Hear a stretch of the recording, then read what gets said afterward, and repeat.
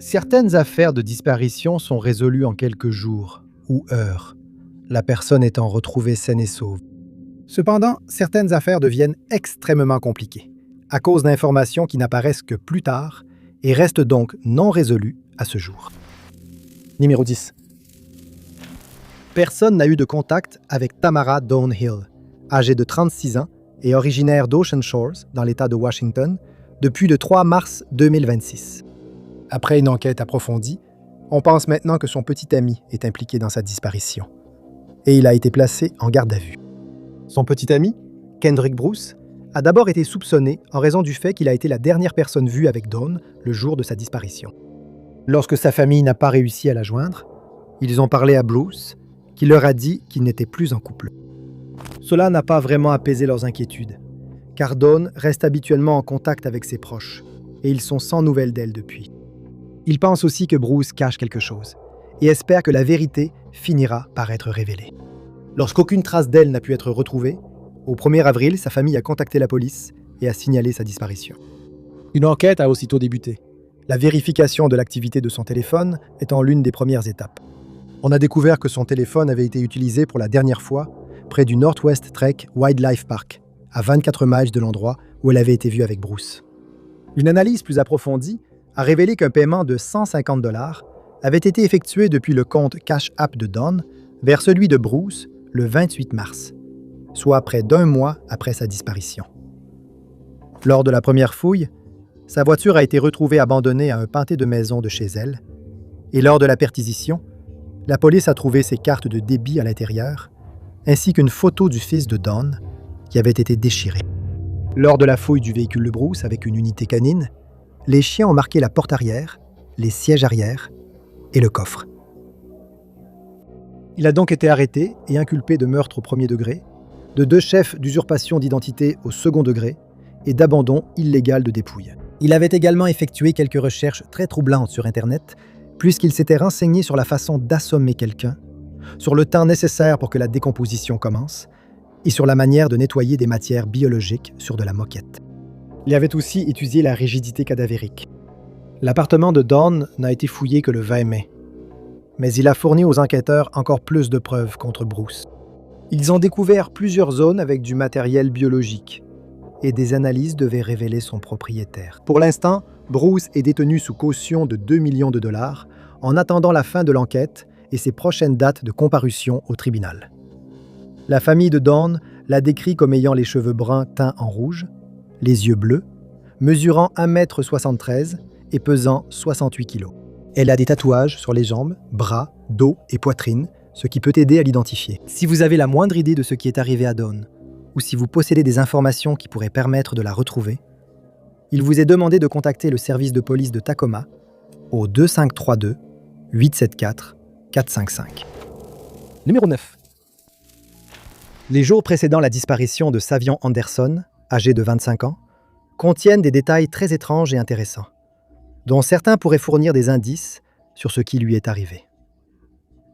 Actuellement, les enquêteurs cherchent désespérément de nouvelles informations sur son affaire, car il reste introuvable. En juin 2026, Savion était membre de l'armée et il était en poste à Fort Bragg, en Caroline du Nord. Il est marié à Jasmine Maury, qui est enceinte d'un bébé dont la naissance est prévue pour le mois d'août. Le couple vit à Fayetteville, mais Savion vivait à la caserne depuis le début de 2026, car Jasmine avait déposé une demande d'ordonnance de protection contre lui, après ce qui a été décrit comme une altercation domestique. Il convient de noter que l'affaire a depuis été rejetée par le tribunal et qu'ils ont réussi à tourner la page sur cet incident. Jasmine a déclaré qu'elle avait vu Savion pour la dernière fois à leur domicile le 23 juin, lorsqu'il est parti avec un groupe de autres soldats pour retourner à la base. Il sera révélé plus tard qu'il séjournait au Comfort Inn à Fayetteville et qu'un incident étrange s'y était produit.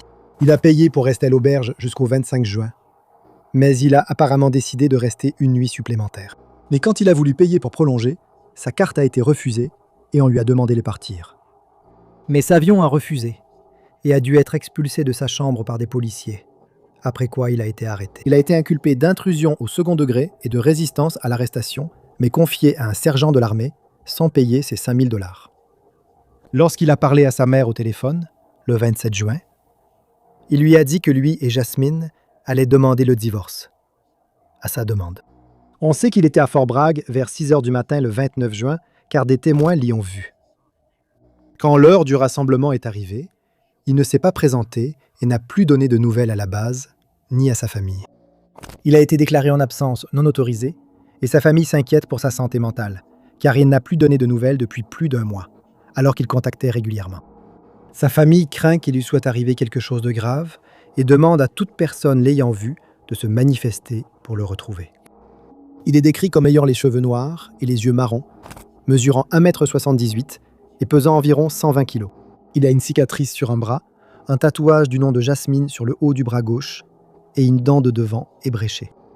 Toute personne pouvant fournir des informations supplémentaires sur l'affaire de Savion est priée de contacter l'unité d'enquête criminelle de l'armée au 9103 914 911. Donnie Osborne, le mari de Sirena Anderson, âgé de 48 ans, est considéré comme suspect dans sa disparition qui aurait eu lieu le 12 mai 2026.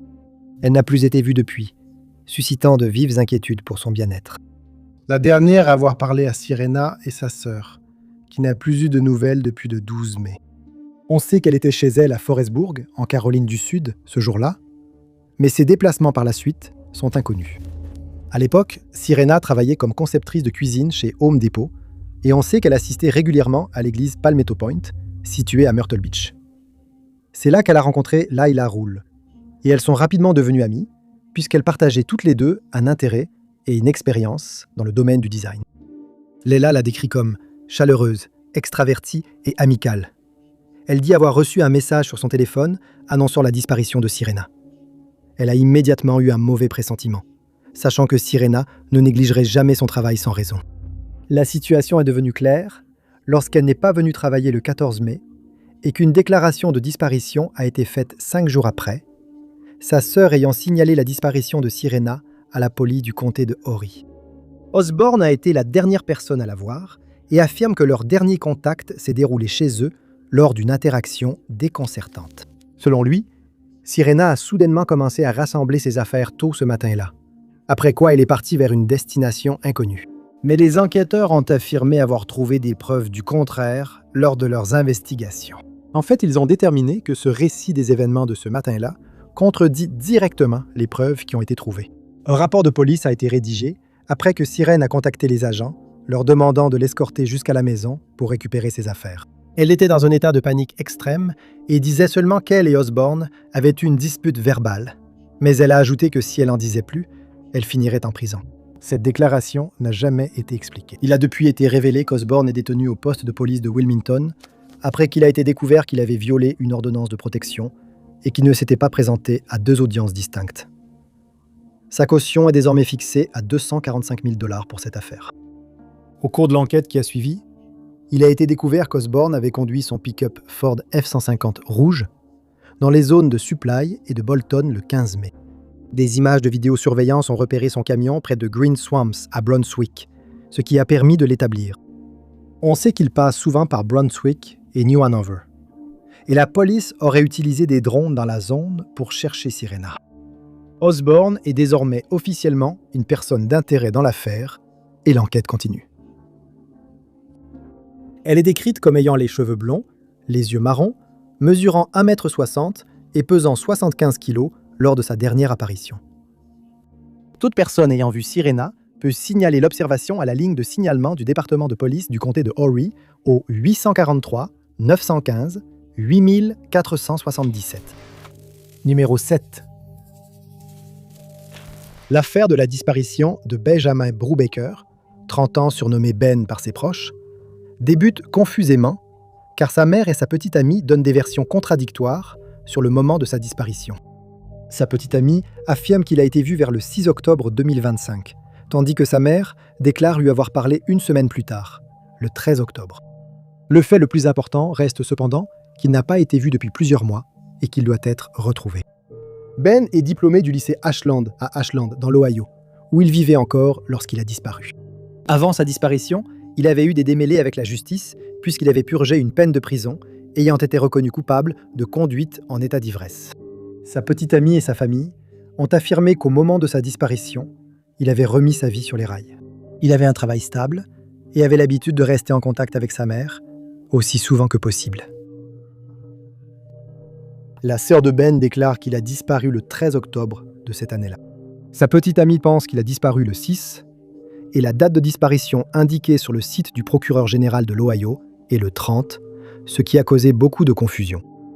Sa mère a déclaré que Ben l'a appelé le 13 octobre pour lui demander de l'emmener à Wooster, dans l'Ohio, pour une audience au tribunal. Son patron a confirmé qu'il avait posé ce jour-là à l'avance, mais qu'il viendrait ce matin récupérer son chèque de paie. Mais il n'est jamais arrivé au travail, et sa mère a dit à la police qu'après le rappel, elle n'a pas pu le joindre, ni l'emmener, comme il le lui avait demandé. Il ne s'est pas non plus présenté à son audience au tribunal, et personne n'a réussi à le contacter depuis. Les enquêteurs ont constaté que son téléphone avait été utilisé pour la dernière fois le 7 octobre. Par conséquent, on suppose qu'il a effectivement disparu le 6, comme l'a déclaré sa petite amie, mais aucune explication n'a été trouvée pour son absence. Son patron savait qu'il vivait à côté de la petite amie de Ben, et il pensait que Ben y vivait aussi, mais ce n'était pas le cas. Il a dit à la police qu'il pensait avoir vu le couple dans leur jardin le 14 octobre vers 6h30 du matin. Mais elle réfute cela. Elle a dit qu'ils n'ont jamais vécu ensemble et qu'il avait disparu une semaine avant cette date. La situation est d'autant plus compliquée que Ben ne donne souvent plus signe de vie, parfois pendant des mois. Sa petite amie, sans nouvelles, a pensé qu'il était parti à New York voir un ami. Mais son ami a affirmé que Ben n'était jamais venu et qu'il n'avait plus de contact depuis un moment. Il s'est aussi avéré que Ben avait fait des déclarations étranges avant sa disparition. Il a confié à un ami qu'il envisageait de quitter la région et pourrait ne jamais revenir. Des rumeurs ont circulé sur ce qui a pu lui arriver, mais ne seront pas mentionnées, car absentes des rapports de police. Il a les cheveux blonds et les yeux bleus, mesure entre 1,73 m et 1,80 m et pèse entre 60 et 67 kg. Il a une cicatrice dans le dos et 2 tatouages Insane Clown Posse, l'un sur le haut du bras gauche et l'autre sur le haut du bras droit. Toute personne ayant des informations pouvant permettre de retrouver Ben doit contacter le bureau du shérif du comté d'Ashland au 419 289 3911. Son numéro de dossier est MP 14105. Numéro 6. Sonia Marie Rouse, âgée de 50 ans, est diplômée de la Kenwood Academy à Chicago, dans l'Illinois, ainsi que de l'Université d'État de l'Illinois. Elle a terminé ses études après avoir obtenu des diplômes en communication et en journalisme. Ensuite, elle a eu une fille, mais a souffert de dépression postpartum et sa fille a été confiée à la mère de Sonia. En raison de cette condition, elle a développé une dépendance à certaines substances. Lorsqu'elle a cherché de l'aide pour sa dépression, on lui a diagnostiqué un trouble bipolaire et sa fille vivait toujours chez sa grand-mère en mars 2016, lorsque Sonia a soudainement disparu sans explication. À l'époque, elle vivait avec son petit ami à Greater Grand Crossing et il a été considéré comme un suspect dans sa disparition. Mais il est décédé avant que l'enquête sur le cas de Sonia ne puisse vraiment avancer. La dernière fois que quelqu'un l'a vue, c'était vers 23h le 5 mars. Des témoins l'ont vue au niveau du numéro 7500 de South Champlain Avenue à Chatham et personne ne l'a revue ni n'a eu de ses nouvelles depuis. La famille de Sonia a indiqué aux enquêteurs que son petit ami avait déjà été violent avec elle et devait faire l'objet d'une enquête approfondie, car ils étaient convaincus de son implication dans sa disparition. Sa mère a ajouté qu'elle s'appelait plusieurs fois par semaine et, sans réussir à joindre Sonia, elle a aussitôt senti qu'il y avait un problème. Elle n'a eu aucun contact avec sa famille ou ses amis, qui sont très inquiets qu'il lui soit arrivé quelque chose de grave. Pendant l'enquête, le petit ami de Sonia a été placé en garde à vue pour une affaire distincte. Alors qu'il était en prison, un agent pénitentiaire a tenté d'organiser un entretien avec les détectives, mais la police de Chicago l'a refusé pour des raisons inconnues. Il a été libéré en 2018, 2 ans après la disparition de Sonia, mais il est mort à cause d'une addiction à une substance illégale, retombant dans ses anciennes habitudes. Il semble qu'il n'ait jamais été interrogé, sans explication de la police. Sonia est toujours portée disparue cependant, et elle est décrite comme ayant les cheveux bruns et les yeux bruns, mesurant 1,75 m et pesant environ 77 kg. Elle avait souvent les cheveux courts et avait peut-être un sac à main lors de sa disparition. Toute personne pouvant fournir des informations supplémentaires est priée de contacter la police de Chicago, secteur 2, au 3127 475 789 et le numéro de dossier de Sonia est MP38261. Numéro 5. La disparition de Karen O'Donoghue, âgée de 25 ans, n'a jamais été officiellement résolue, mais beaucoup de gens pensent qu'elle a été victime d'un tueur en série nommé Samuel Little, qui a avoué avoir mis fin à la vie de 93 femmes. On sait que Little était responsable d'au moins 60 de ces cas, mais Karen n'a jamais été retrouvée. Et Little n'est plus en vie. Les enquêteurs ont eu beaucoup de difficultés à tenter de clore son dossier. En 1969, l'année de sa disparition, Karen avait 25 ans et vivait à Springfield, dans le Massachusetts. Elle était fiancée, mais la relation ne se passait pas aussi bien qu'elle l'espérait. Sa famille pense qu'elle a quitté Springfield le 2 juillet pour aller dans la ville natale, non précisée, de son fiancé afin de rompre. Mais elle n'est jamais arrivée là-bas et n'a pas été vue depuis, au cours des décennies qui se sont écoulées.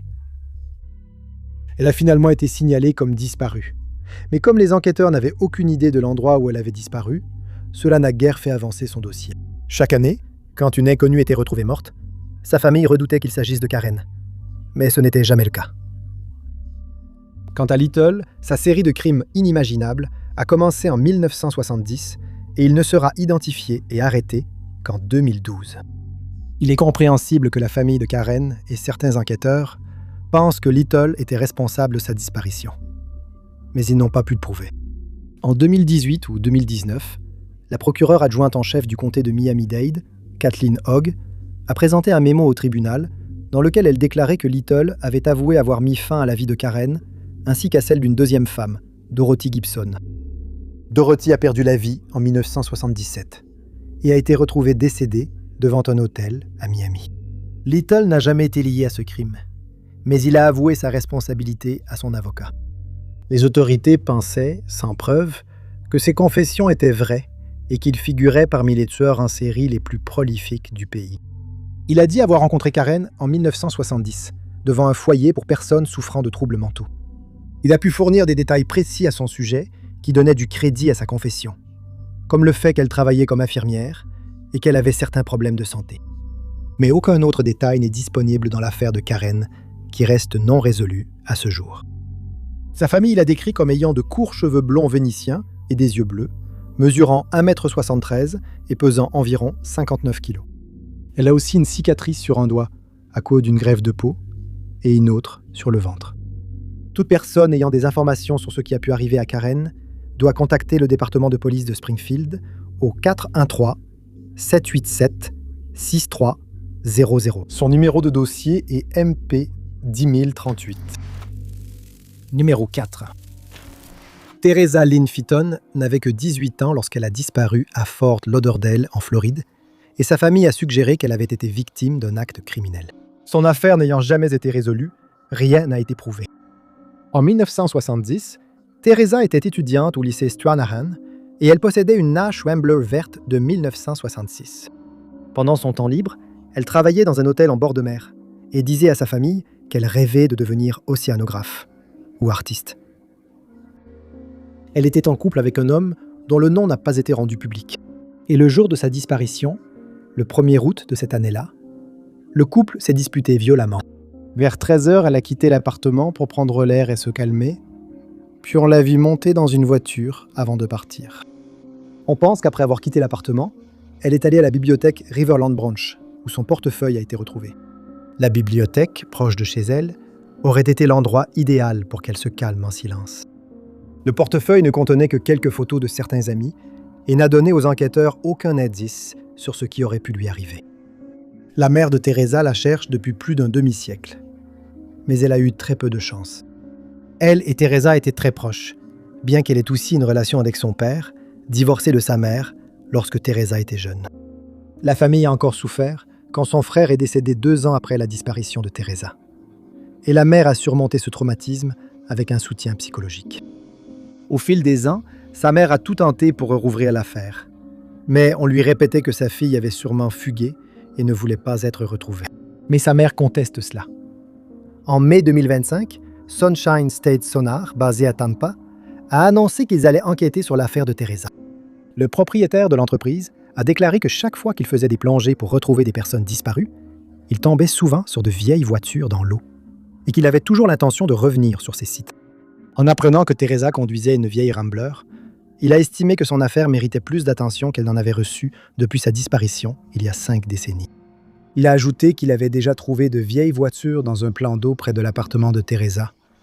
Et il espère que lui et ses collègues plongeurs pourront résoudre ce mystère. Le site est situé sur le boulevard Davie à Fort Lauderdale et les opérations devaient y commencer en juin de cette année-là. N'ayant rien trouvé, l'équipe a promis de revenir pour poursuivre les recherches. À noter que le petit ami de Teresa n'a pas coopéré avec la police. Certains enquêteurs pensent qu'elle a été tuée, tandis que sa mère suppose un enlèvement par un tueur en série. Mais son affaire reste non résolue. Teresa avait les cheveux blonds fraises, les yeux bleus, mesurait 1,85 m et a disparu en pesant environ 50 kg. Elle utilisait aussi parfois le nom de Bunny. Toute personne pouvant fournir des informations sur son affaire est priée de contacter le département de police de Fort Lauderdale au 954 764 4357. Son numéro de dossier est MP6061. Numéro 3. Peu de gens savent que le film All Good Things, sorti en 2010 et avec Kirsten Dunst et Ryan Gosling, est vaguement inspiré de l'affaire mystérieuse de Cathy Durst, qui a disparu en 1982. Le mari de Cathy, Robert, était l'héritier d'une fortune immobilière, mais il avait un long passé mouvementé avec la justice avant de décéder en 2022. En 1973, il a épousé une hygiéniste dentaire nommée Kathleen McCormick. Le mariage semblait bien se passer pendant quelques années, mais ils ont finalement décidé de se séparer. Ils ne sont pas officiellement divorcés, mais il a vite tourné la page. La même année, il a commencé à fréquenter Prudence Farrow, la sœur de Mia Farrow. Le 31 janvier 1982, Kathleen assistait à une fête à Newtown, dans le Connecticut, lorsqu'elle a reçu un appel téléphonique de Durst, qui, selon d'autres personnes présentes à la soirée, semblait extrêmement en colère. Kathleen est partie brusquement, alors qu'elle n'en avait pas envie, car Durst a insisté pour qu'elle vienne au cottage qu'il partageait à Manhattan. En quittant la fête, elle a dit à l'hôte, Gilbert Nahami, que si quelque chose devait lui arriver, la police devait être informée. Après la disparition de Kathleen, Durst a affirmé qu'il l'avait déposée à une gare après qu'ils se soient disputés cette nuit-là. L'affaire est restée sans suite jusqu'en 2000, et les enquêteurs ont organisé un entretien avec Suzanne Berman, l'une des amies de Durst, le 24 décembre de cette année-là. Mais avant cela, Suzanne a été retrouvée morte chez elle, attaquée avec une arme à feu. Il sera prouvé plus tard, en 2015, que Durst était responsable, et il a été condamné à la prison à vie, sans possibilité de libération conditionnelle. En 2001, il a été arrêté pour avoir mis fin à la vie de son voisin, Louis Black, chez qui il louait un appartement, sous prétexte que sa belle-sœur muette y habiterait. Durant cette période, il a été vu en vêtements de femme dans des restaurants de la région alors qu'il était en fuite. Il a avoué le crime après avoir été retrouvé, mais a été acquitté en affirmant avoir tué Black en légitime défense. En 2015, Durst s'est enregistré sous un faux nom dans un hôtel à Cuba et on pense qu'il était sur le point de fuir le pays pour éviter d'être poursuivi dans l'affaire de Suzanne. Mais il a été arrêté par le FBI dans un hôtel à la Nouvelle-Orléans. En 2021, il a été inculpé pour avoir mis fin à la vie de Kathleen, car les enquêteurs étaient convaincus que Durst en était responsable. Il est décédé en janvier 2022 d'une crise cardiaque en prison. Ainsi, l'affaire de Kathleen n'a jamais été officiellement résolue, même si Durst en était presque sûrement responsable. Il a également été suggéré que plusieurs de ses amis et membres de sa famille l'ont aidé à dissimuler ses crimes, mais cela n'a jamais été prouvé non plus. Numéro 2. Depuis sa disparition non résolue, qui a eu lieu en 1989, plus de 150 femmes non identifiées ont été considérées comme des correspondances possibles pour Tiffany Louise Sessions, âgée de 20 ans. Malgré des années d'enquête, elle n'a jamais été retrouvée. En février cette année-là, Tiffany attendait avec impatience un nouveau chapitre de sa vie. Elle a décidé de s'inscrire à l'Université de Floride à Gainesville, où elle prévoyait d'étudier la finance. Elle vivait dans un appartement hors du campus et on la voyait souvent marcher rapidement dans le quartier. Dans l'après-midi du 9 février, elle a dit à sa colocataire qu'elle reviendrait bientôt, car elle partait faire sa promenade habituelle vers 16h30. Elle a laissé ses clés, portefeuille et carte d'identité et a été vue pour la dernière fois portant un sweatshirt blanc à rayures horizontales grises, avec Aspen sur le col. Elle portait un pantalon de survêtement rouge, des baskets, une montre Rolex en or pour femme et un Walkman Sony noir. Quand Tiffany n'était pas rentrée de sa promenade à 22h, sa colocataire a appelé la mère de Tiffany pour signaler la disparition de sa fille. Quand la police est arrivée à l'appartement, elle n'a trouvé aucun signe de lutte et ne pensait donc pas à un crime. Mais plusieurs personnes se sont manifestées pour signaler qu'une personne correspondant à sa description avait été vue en train de parler à un groupe de personnes assises dans une voiture dans le quartier. Ils ignoraient si elle était montée dans la voiture et il n'a jamais été établi que c'était Tiffany. La police n'a pas pris sa disparition au sérieux, supposant qu'elle était simplement sortie avec des amis et avait perdu la notion du temps. Au fil des semaines sans nouvelles, il est devenu clair qu'il était arrivé quelque chose à Tiffany. Mais à ce moment-là, toute preuve possible avait probablement disparu. Puis, un détenu a fait un aveu stupéfiant. Michael Knickerbocker, qui était incarcéré pour plusieurs crimes odieux, a dit à l'un de ses co-détenus qu'il était responsable de la mort de Tiffany. Il a ajouté qu'on pouvait la retrouver dans la rivière Caloosahatchee. Mais ses propos ont été rejetés après la révélation qu'il vivait à Gainesville lors de la disparition de Tiffany. Une enquête plus approfondie a amené les autorités à penser que le tueur en série, Paul Rouse, était responsable de sa disparition.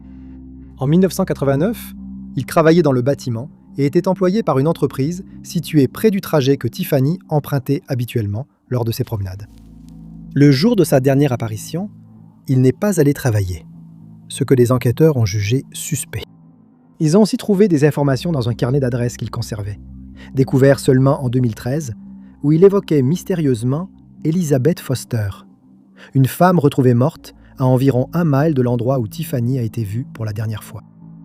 Ils ont également trouvé dans le carnet d'adresses un texte qui semblait simplement énigmatique, et l'on pense que cela fait référence à la date de l'enlèvement de Tiffany, car il contenait 2-9-89, numéro 2. Mais cela n'a jamais été prouvé, et Tiffany reste portée disparue. Elle est décrite comme ayant les cheveux blonds vénitiens et les yeux marrons, mesurant 1,63 m et pesant 57 kg. Elle a une dent de devant ébréchée et des cicatrices sur l'annulaire gauche et dans l'oreille droite.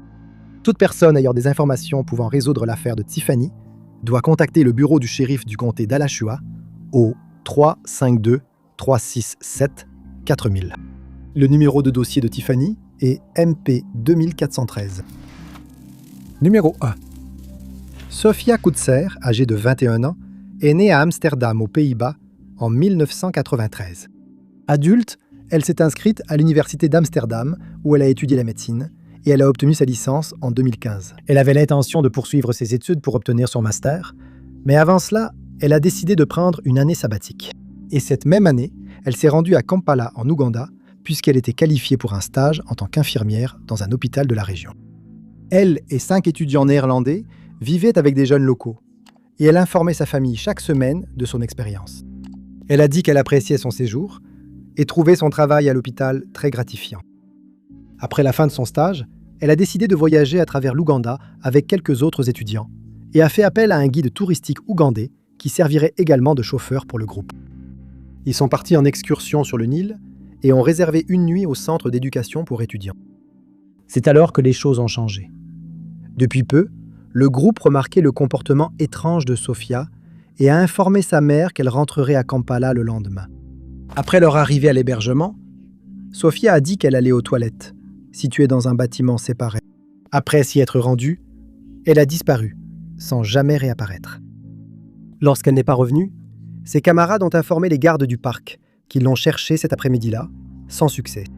Le lendemain, une nouvelle recherche avec des équipes cynophiles, un hélicoptère et plusieurs bateaux a permis de retrouver sa gourde, près de la rivière. La zone a été fouillée minutieusement, sans succès. Un rebondissement s'est produit dans son affaire. et la zone a été à nouveau fouillée le lendemain matin. Cette fois, son affaire a pris une tournure plus sombre. Des lambeaux de tissu ont été retrouvés noués ensemble sur une zone de 40 mètres. Certains morceaux étaient attachés aux branches des arbres, et lorsqu'ils ont tous été rassemblés et remis ensemble, ils formaient une des jambes de pantalon de Sofia. Peu après, l'une de ses chaussures très propres, ses semelles intérieures, ses lunettes de soleil et son sac à main ont été retrouvés. Ses sous-vêtements ont été retrouvés accrochés à un arbre voisin, probablement placé là par des inconnus. Rien n'a jamais été retrouvé, et le destin de Sofia reste un mystère. Une récompense de 10 000 livres est offerte pour toute information permettant de résoudre enfin l'affaire de Sofia. Toute information peut être envoyée à l'adresse tip@peterrdevry.nl. Merci beaucoup à tous d'avoir regardé. Si vous avez aimé cette vidéo, n'oubliez pas d'appuyer sur le bouton j'aime. N'oubliez pas non plus de vous abonner et de cliquer sur la cloche de notification pour rester informé de toutes nos prochaines vidéos.